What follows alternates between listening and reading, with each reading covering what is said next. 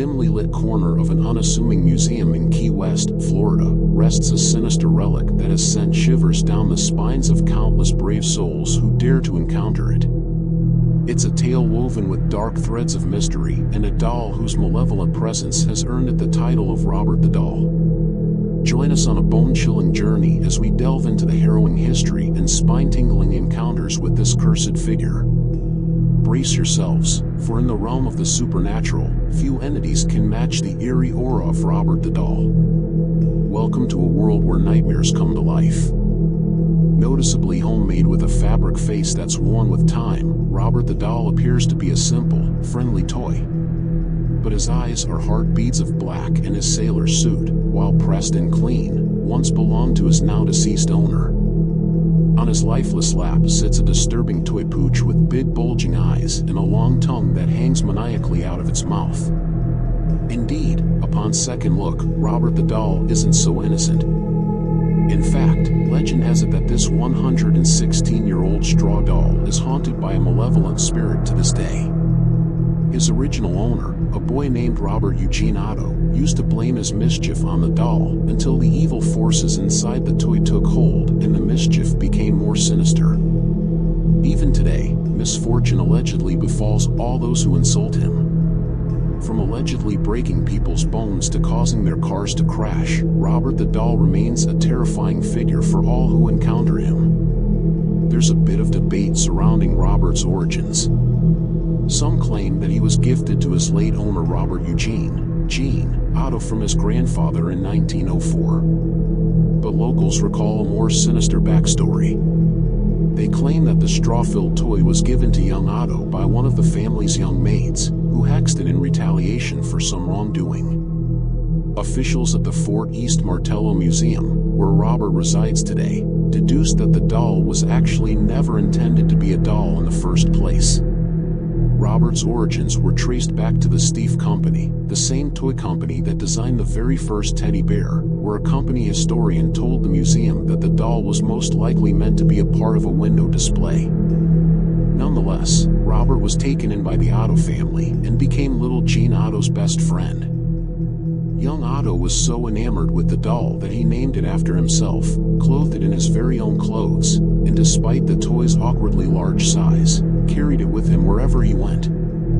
Otto was so close to his new friend that his parents would often hear him whispering to it.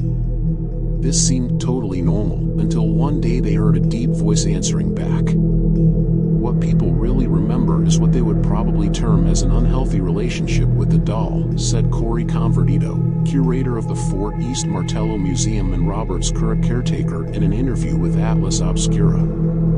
He talked about it in the first person as if he weren't a doll, he was Robert.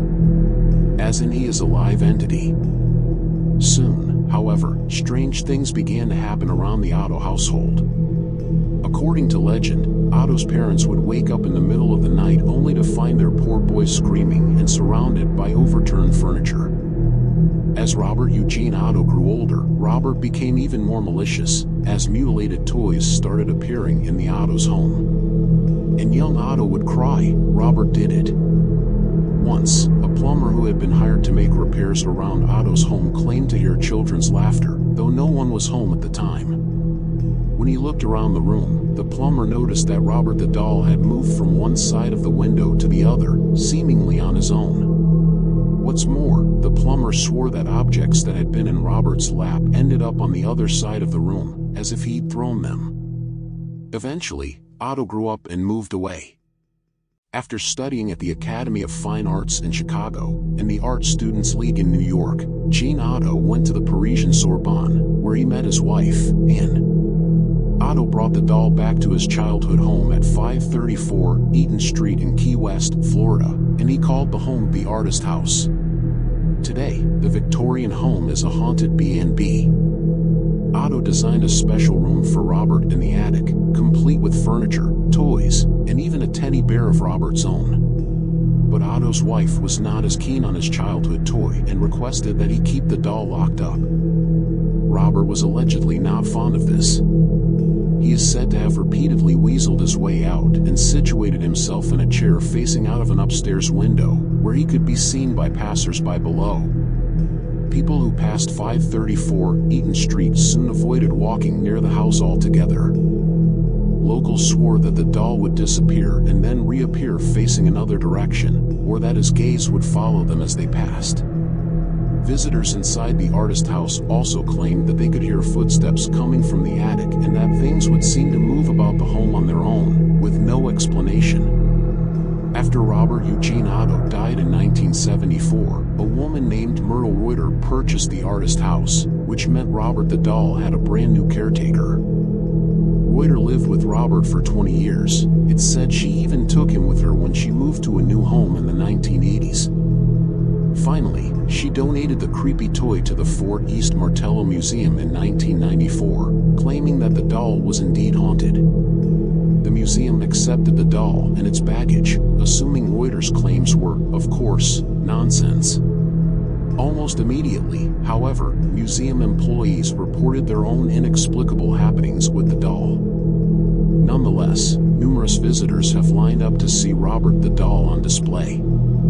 Even stranger, fans and fearful believers send letters directly to Robert, sometimes praying to him, sometimes apologizing for having looked at him the wrong way while visiting the museum. He gets probably 1 to 3 letters every day, said Convertito. Some visitors write to ask Robert for advice or if he could place a curse on people who have wronged them. Since his arrival, Robert has received nearly 1,000 letters. But that's not all he receives. Visitors have also been known to leave candy, money, and sometimes even joints. In 2015, a Robert the Doll movie was released simply titled Robert. The film loosely follows the origin story of Robert the Doll, beginning with his arrival in the Otto family home. Who would have thought a doll could hold so much power? Even after 116 years, Robert seems to be as sharp as ever. To this day, visitors claim that cameras malfunction in his presence and electronic devices go haywire. Have you watched the movie Robert yet? Do make sure to tell us in the comments, and also don't forget to like the video and subscribe to our channel. Do turn on the notification bell so you don't miss out on our future content. Thank you. Until next time.